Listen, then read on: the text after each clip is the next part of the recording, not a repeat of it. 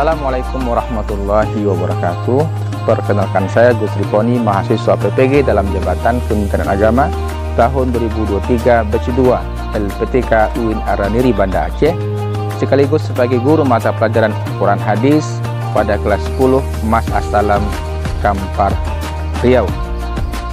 Pada hari ini Sabtu tanggal 2 Desember tahun 2023, saya akan melaksanakan praktek pembelajaran Al-Quran Hadis di kelas 10 Madrasah Aliyah Assalam Kampar Riau guna memenuhi penilaian kinerja PPG dalam jabatan tahun 2003 batch 2 LPTK UIN Araniri Banda Aceh. Selamat menyaksikan.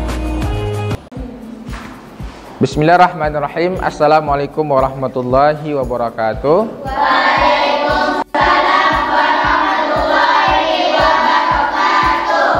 Apa kabar anak-anak semuanya? Alhamdulillahirabbil alamin. Mudah-mudahan semuanya sehat ya. Mudah-mudahan hari ini lebih semangat belajarnya. Baik, sebelum mulai pembelajaran pada hari ini, Ustadz akan mengecek kehadiran kalian ya. Amelia Ramadhani, Keisha Maisara. Mana Keisha? Ini Keisha Maisara namanya. Moza Alpika, Mutira Putri, Naila Nafisa, Naila Salsabila, Nesti Septia, Raudatul Jannah, Repa Aulia, Sipa Aulia, Tessa Amelia, Zahra Aulia. Mana Zahra Aulia? Oke, baik. Sebelum kita mulai pembelajaran pada hari ini, mari kita berdoa. Silakan Ananda Kaisa, Cesila, silakan pimpin doanya. Ya, silakan. Bismillahirrahmanirrahim.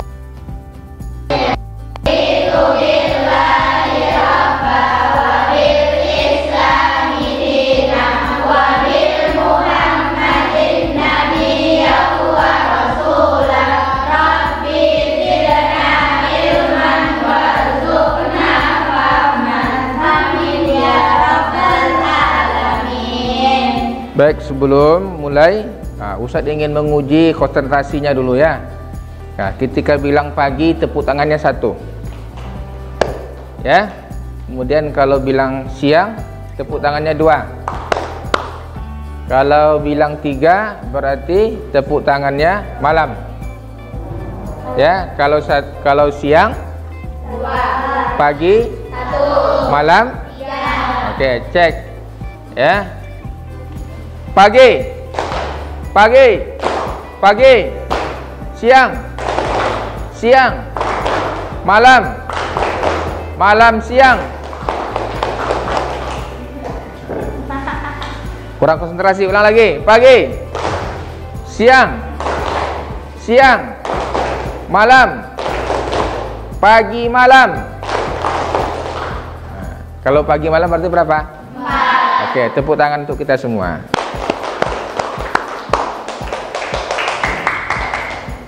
Baik, Anda sekalian, bahwa sesungguhnya pelajaran kita pada hari ini yaitu tentang fungsi dan kedudukan hadis terhadap Al-Quran.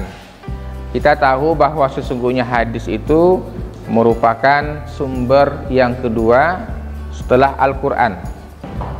Hadis merupakan perkataan Nabi, perbuatan Nabi, kemudian takrir Nabi Muhammad SAW. Nah, sekarang ini banyak kita temukan ada kelompok-kelompok orang yang menyerang hadis, ya, berusaha untuk menanamkan keraguan-keraguan dalam diri kita supaya orang ini bisa mengeluarkan hadis dari sumber hukum Islam. Coba bayangkan kalau seandainya hadis ini tanggal tidak dijadikan sebagai sumber hukum Islam, maka bagaimana kita akan puasa? bagaimana kita akan melaksanakan haji, bagaimana kita akan melaksanakan sholat, karena keterangan-keterangan itu secara rinci ditemukan dalam hadis. Sebagaimana firman Allah Subhanahu wa taala, ya ayyuhalladzina amanu idza qumtum ilas sholati faghsilu wujuhakum wa aydiyakum ilal marafiq. Al-Qur'an mengatakan bahwa sesungguhnya, ya, wahai orang-orang yang beriman, apabila hendak melaksanakan sholat maka basuhlah mukamu. Maka keterangan lebih rinci itu ditemukan dalam hadis yang mencontohkan. Nah, Al-Quran mengatakan aqimus sholah wa atuz zakah, dirikanlah sholat. Maka secara rinci tidak ada itu dalam Al-Quran, tetapi dijelaskan oleh Rasulullah sallallahu alaihi wasallam, sallu kama ra'aitumuni usolli. Kamu sholatlah kamu sebagaimana aku sholat. Maka keterangan-keterangan lebih rinci itu ditemukan dalam hadis. Nah, maka supaya kita betul-betul mengimani bagaimana sesungguhnya posisi hadis ini, ada ayat-ayat Al-Quran itu sendiri yang menjelaskan tentang posisi daripada hadis itu sendiri. Di antaranya surah An-Nahl ayat 44, ada surah Ali Imran ayat 31, ada surah An-Nisa ayat 59. Nah, maka di antara tujuan daripada pembelajaran kita hari ini adalah bagaimana kita menganalisa kandungan ayat-ayat ini, ayat surah An-Nahl ayat 44, surah Ali Imran ayat 31, dan begitu juga surah An-Nisa ayat 59. Kita nanti menganalisa bagaimana kandungannya, ya, ayat-ayat tersebut yang mana menjelaskan tentang kedudukan hadis terhadap Al-Quran. Maka sebelum itu, anak-anak sekalian, ya, akan ditampilkan, nanti Anda sekalian silakan melihat video ini dengan seksama. Kemudian nanti Ustadz akan membagi akan membagi kalian, ya, seperti sekarang ini kan berkelompok-kelompok, ya. Nanti silakan berikan komentarnya. Nanti kalian diskusikan dengan kawan-kawan sekelompok tentang apa sesungguhnya yang menjadi kandungan dari surah An-Nahl, surah Ali Imran, dan surah An-Nisa tersebut. Baik, silakan disaksikan, dicermati bersama. Assalamualaikum warahmatullahi wabarakatuh. Anak sekalian yang berbahagia, mudah-mudahan kita semua senantiasa dalam lindungan Allah Subhanahu wa taala, dan kita diberikan kemudahan untuk memahami kalamnya dan juga memahami kalam Nabi-Nya, yakni Nabi Muhammad SAW. Nah, pada pelajaran yang sekarang ini kita akan menjelaskan bagaimana kedudukan fungsi hadis dalam syariat Islam, yaitu bagaimana posisinya hadis dengan Al-Quran. Karena bahwa sesungguhnya hadis dan Quran ini merupakan dua hal yang tidak bisa dipisahkan. Ada orang yang bahwa dia tidak menerima hadis sebagai sumber hukum Islam, maka orang ini disebut dengan inkar sunnah, orang yang menolak sunnah. Bagaimana kita bisa mengamalkan Quran tanpa dibarengi dengan hadis? Maka karena itu kita harus tahu dan bagaimana sesungguhnya kedudukan hadis dalam syariat Islam. Dalam Al-Quran sendiri yang menegaskan tentang posisinya hadis tersebut, di antaranya dalam surah An-Nahl ayat 44, yang artinya, kami turunkan kepadamu Al-Quran agar kamu menerangkan kepada umat manusia apa yang diturunkan kepada mereka, dan supaya mereka memikirkan. Artinya bahwa sesungguhnya diberikan kewenangan kepada Rasulullah untuk menjelaskan Al-Quran itu kepada umat manusia. Maka fungsi Rasulullah itu adalah mubayyin Al-Quran, sebagai penjelas Al-Quran. Kemudian dalam surah Ali Imran juga ditemukan tentang perintah untuk mentaati Rasulullah. Yang artinya katakanlah taatilah Allah dan Rasulnya. Jika kamu berpaling maka sesungguhnya Allah tidak menyukai orang-orang kafir. Artinya kita disuruh taat kepada Allah dan juga taat kepada Rasulnya. Artinya taat kepada Rasulnya adalah mematuhi hadis-hadisnya, mematuhi sunnah-sunnahnya. Karena bahwa sesungguhnya demikian itu termasuk kepada bahwa taat kepada Rasulullah SAW. Maka ada 4 fungsi hadis sebagai sumber ajaran Islam yang kaitannya dengan Al-Quran. Yang pertama adalah bayan takriri, artinya adalah penegasan tentang hukum-hukum yang ada dalam Al-Quran. Allah Subhanahu wa ta'ala berfirman, ya ayyuhallazina amanu idza qumtum ila sholati faghsilu wujuhakum wa aydiyakum ilal marafiq. Maka dalam Al-Quran itu dijelaskan tentang bagaimana tata cara wudhu. Kemudian Rasulullah menerangkan, Rasulullah itu mempraktekkan bagaimana sesungguhnya tentang tata cara wudhu tersebut. Maka ini disebut dengan bayan takriri. Kemudian yang kedua bayan tafsiri, artinya menjelaskan bahwa sesungguhnya hadis itu menjelaskan atau mentakhsiskan apa yang umum dalam Al-Quran, atau juga membatasi apa yang mutlak dalam Al-Quran. Seperti bahwa sesungguhnya dalam Al-Quran itu diperintahkan untuk menunaikan zakat, tetapi tentang kejelasan berapa bagian dari harta yang wajib dikeluarkan atau dizakatkan itu ditemukan dalam hadis. Maka hadis adalah sebagai penjelas, mentakhsiskan apa yang am dalam Al-Quran. Maka fungsi hadis ini disebut dengan bayan tafsir. Kemudian yang ketiga, fungsi hadis sebagai sumber ajaran Islam adalah bayan tasyri'i. Artinya apa? Ada di dalam hadis itu sebuah tambahan yang tidak dicantumkan dalam Al-Quran. Seperti bahwa sesungguhnya bahwa tidak ditemukan dalam Al-Quran tentang larangan memakan binatang buas yang bertaring atau berkuku.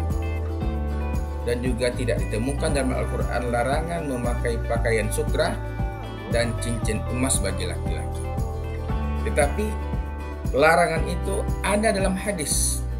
Nah, maka dalam konteks ini disebutlah bahwa fungsi hadis itu sebagai bayan tasyri'i atau ziyadah. Ziyadah artinya tambahan, bahwa sesungguhnya ada hukum yang tidak terdapat dalam Al-Quran tetapi justru ditemukan dalam hadis Rasulullah SAW. Dan yang keempat disebut dengan bayan nasyakh atau bayan tabdil. Nasyakh itu artinya menghilangkan, menghapuskan. Tabdil artinya mengganti. Maka ada hadis Nabi itu menasihkan ayat Al-Quran, dan juga ditemukan juga bahwa sesungguhnya dalam hadis itu mendatangkan hukum baru. Artinya hukum yang di dalam Al-Quran itu dinasahkan, dihilangkan, dibatalkan, kemudian datang hukum yang baru. Maka bahwa sesungguhnya dalam hal ini fungsi hadis itulah bayan nasyakh atau bayan tabdil. Mungkin inilah beberapa fungsi-fungsi daripada hadis sebagai sumber ajaran Islam, yang mana kaitannya erat dengan Al-Quran, bagaimana bahwa sesungguhnya Al-Quran ini dan hadis sebagai sumber hukum Islam yang saling ada keterkaitan dan tidak bisa dipisahkan. Demikian saja. Wabillahi taufiq wal hidayah. Assalamualaikum warahmatullahi wabarakatuh. Baik Anda sekalian, sebagaimana video yang sudah sama-sama kita saksikan tadi, yang mana menjelaskan tentang fungsi dan kedudukan hadis terhadap Al-Quran. Itu ada beberapa ayat, ya, ada surah An-Nisa ayat 59, kemudian juga ada surah Ali Imran ayat 32, kemudian surah An-Nahl ayat 44. Baik, kita minta kepada salah seorang teman kamu, Ashifa Aulia Marsa, ya, membaca Quran yang tadi sebagai dalil dengan cara murotal. Kemudian nanti sehari tilawahnya, terjemahannya kita minta kepada Ananda Nesti, ya. Oke, silakan.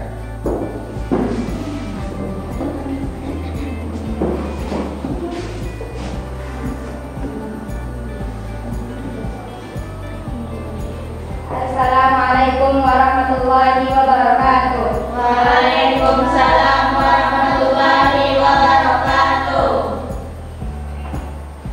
A'udzu billahi minasy syaithanir rajim. Bismillahirrahmanirrahim. Wa anzalna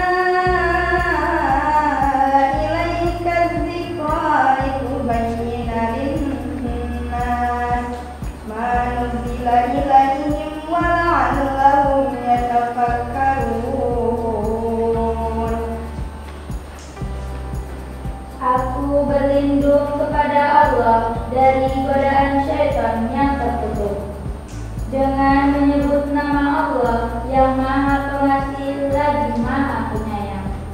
Dan kami turunkan Az-Zikri, Al-Quran kepadamu, agar engkau menerangkan kepada manusia apa yang diturunkan kepada mereka, dan agar mereka memikirkan. Quran Surat Al-Nahl ayat 44. Qul atii'ullaha wa rasul fa in tawallaw fa innallaha la yuhibbul kafirin. Katakanlah Muhammad, taatilah Allah dan Rasul. Jika kamu berpaling, ketahuilah bahwa Allah tidak menyukai orang-orang kafir. Quran Surat Ali Imran ayat 32. Ya ayyuhalladzina amanu atii'ullah wa atii'ur rasul wa ulil amrikum fa in tanaza'tum fi syai'in farudduhu ilallah wa rasul in kuntum tu'minuna billahi wal yawmil akhir. Dzalika khairun wa ahsanu ta'wila. Wahai orang-orang yang Allah dan taatilah Rasul dan ulil amri, pemegang kekuasaan di antara kamu. Kemudian jika kamu berbeda pendapat tentang sesuatu, maka kembalikanlah kepada Allah dan Rasul. Jika kamu beriman kepada Allah dan hari kemudian, yang demikian itu lebih utama dan lebih baik akibatnya. Sadaqallahul azim. Maha benar Allah dengan segala firman-Firman-Nya. Assalamualaikum warahmatullahi wabarakatuh. Waalaikumsalam warahmatullahi wabarakatuh. Oke, baik, sekarang kita juga melakukan diskusi kelompok, ya. Nah, jadi sekarang sesuai dengan tempat duduk kamu ini dibagi kelompoknya. Kelompok 1, kelompok 2, kelompok 3, dan kelompok 4.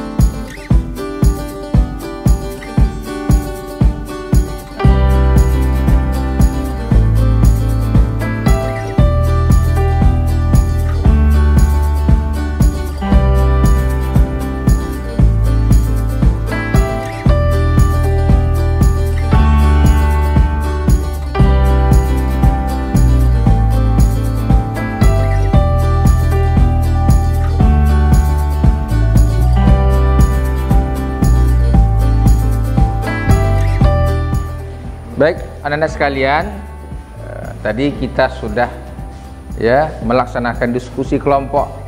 Masing-masing anggota kelompok tadi sudah mendiskusikan tentang kandungan ayat Al-Quran, yaitu surah An-Nahl ayat 44, kemudian surah Ali Imran ayat 32, kemudian surah An-Nisa ayat 15. Nah, sekarang Ustadz minta kepada salah satu kelompok untuk mempresentasikan di depan, ya, apa yang kalian diskusikan tadi. Ustadz minta untuk dipresentasikan di depan kelas. Kemudian kelompok lain nanti silakan untuk menanggapi atau barangkali bisa bertanya, ya. Baik, kepada kelompok 1 silakan untuk tampil ke depan.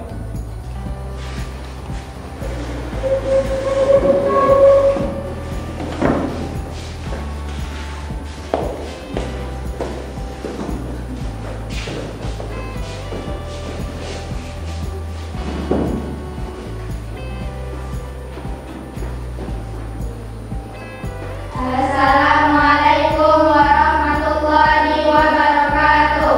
Waalaikumsalam warahmatullahi wabarakatuh. Baiklah, kami di sini ingin mempresentasikan hasil dari diskusi kami. Baiklah, saya akan membacakan analisis dari surah An-Nahl ayat 43.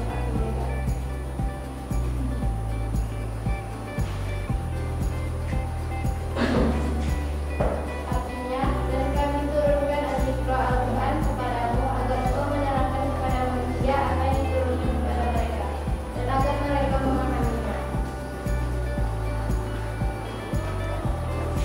Maksud ayat ini adalah Allah menurunkan Al-Quran kepada Nabi Muhammad untuk disampaikan kepada manusia agar dapat dipahami oleh manusia, menjadikan sumber-sumber hukum dan hukum ajaran dalam Islam. Maka dari itu Allah memerintahkan Rasulullah untuk menjelaskan ajarannya kepada manusia berupa kandungan dan cara-cara pelaksanaannya. Melalui hadisnya, Al-Quran dan hadis tidak dapat dipisahkan karena keterangan Al-Quran dijelaskan oleh hadis.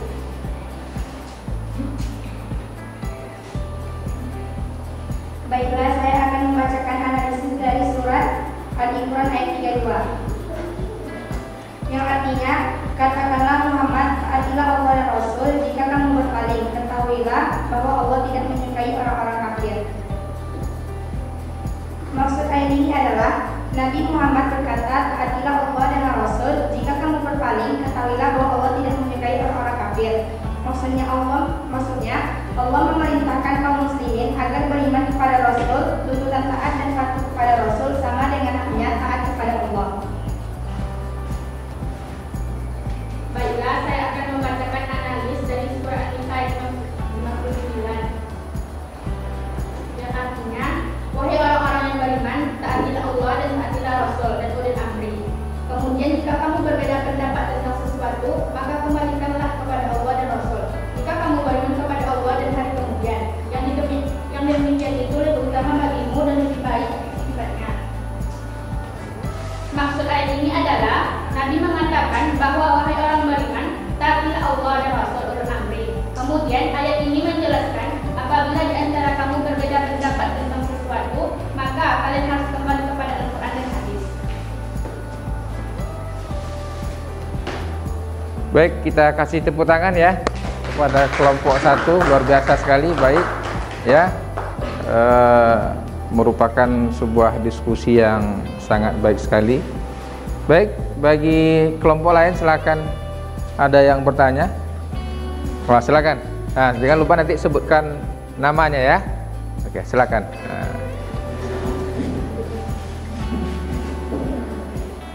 Assalamualaikum warahmatullahi wabarakatuh. Waalaikumsalam warahmatullahi wabarakatuh. Perkenalkan, saya Mutiara Putri Amanda dari kelompok 2 ingin mengajukan pertanyaan kepada kelompok 1. Sebelumnya saya berterima kasih kepada kelompok 1 yang telah menyampaikan presentasinya. Dan pertanyaan saya, Mengapa kita harus menggunakan hadis sebagai rujukan penetapan hukum? Baik, silakan dijawab. Terima kasih kepada Mutia dan kelompok 2. Saya akan menjawab pertanyaannya. Karena Al-Quran sendiri menjelaskan dalam surah An-Nahl ayat keempat, Al-Imran ayat 32 dan An-Nisa ayat 9 bahwasannya hadis adalah sebagai seluruh hukum Islam. Baik, luar biasa sekali. Tepuk tangan. Ya. Baik. Kelompok berapa? 3. Kelompok 3 ada yang mau bertanya? Silakan. Sebutkan namanya ya. Assalamualaikum warahmatullahi wabarakatuh. Waalaikumsalam warahmatullahi wabarakatuh. Perkenalkan, nama saya Amelia Riani dari kelompok 3 yang ingin bertanya kepada kelompok 1. Sebelumnya saya berterima kasih kepada kelompok 1 yang telah menyampaikan presentasinya. Pertanyaan saya adalah, bagaimana menurut pendapat kelompok 1 tentang adanya sekelompok orang yang tidak menjadikan hadis sebagai sumber hukum Islam? Mereka hanya berpedoman kepada Al-Quran saja dengan alasan Al-Quran lebih terjamin keasliannya. Assalamualaikum warahmatullahi wabarakatuh. Baik sekali pertanyaannya. Tepuk tangan. Baik, silakan. Terima kasih kepada Amelia Riani dari kelompok 3. Saya akan menjawab pertanyaannya. Pendapat kami yang mengatakan hanya berpedoman pada Al-Quran saja, mengabaikan hadis, itu tidak benar. Pendapat yang keliru karena Allah Subhanahu wa Ta'ala menegaskan dalam Al-Quran sebagaimana yang tercantum dalam surah An-Nahl ayat 44, Ali Imran ayat 32 dan An-Nisa ayat 59 bahwa Al-Quran memerintahkan kita untuk taat kepada Rasul. Tentulah maksudnya taat kepada Rasul itu mematuhi hadis-hadisnya, dan juga hadis juga terjamin keasliannya, sehingga ada hadis sahih yang sudah diteliti oleh para ulama tentang keasliannya. Terima kasih. Baik, terima kasih ya kelompok 1, luar biasa sekali. Baik, silakan duduk kembali kepada kelompok 1. Terima kasih. Sekian presentasi dari kami. Jika ada kesalahan dan kekurangan, kami minta maaf. Wassalamualaikum warahmatullahi wabarakatuh. Waalaikumsalam warahmatullahi wabarakatuh. Baik, nah sekalian yang berbahagia, jadi alhamdulillah kita sudah sampai kepada penghujung pembelajaran pada hari ini, yaitu tentang materi fungsi dan kedudukan hadis terhadap Al-Quran. Jadi pada pertemuan yang sekarang ini kita sudah belajar tentang dalil-dalil ayat-ayat Al-Quran yang mana menjelaskan tentang fungsi dan kedudukan hadis terhadap Al-Quran. Al-Quran itu surah Ali Imran ayat 32 baik. Kemudian surah An-Nisa ayat 59. Kemudian surah An-Nahl ayat 44. Baik sekali. Sekarang untuk menguji pengetahuan anak-anak sekalian, kita akan melaksanakan tes ya, tes formatif. Ya. Silakan dikerjakan ya, tidak boleh mencontek.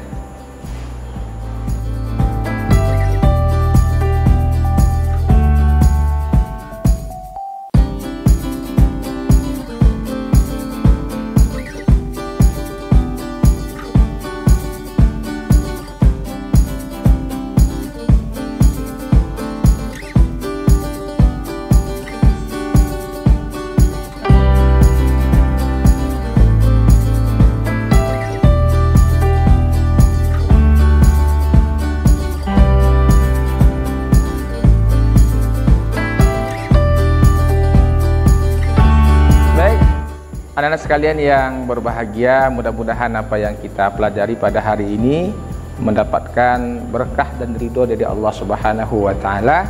Mudah-mudahan kita semua diberikan pemahaman yang benar ya dalam memahami Al-Quran, dalam memahami kalamnya, dan begitu juga kita dimudahkan dalam memahami sunnah nabinya, sunnah atau hadis Nabi besar kita Muhammad sallallahu alaihi wasallam.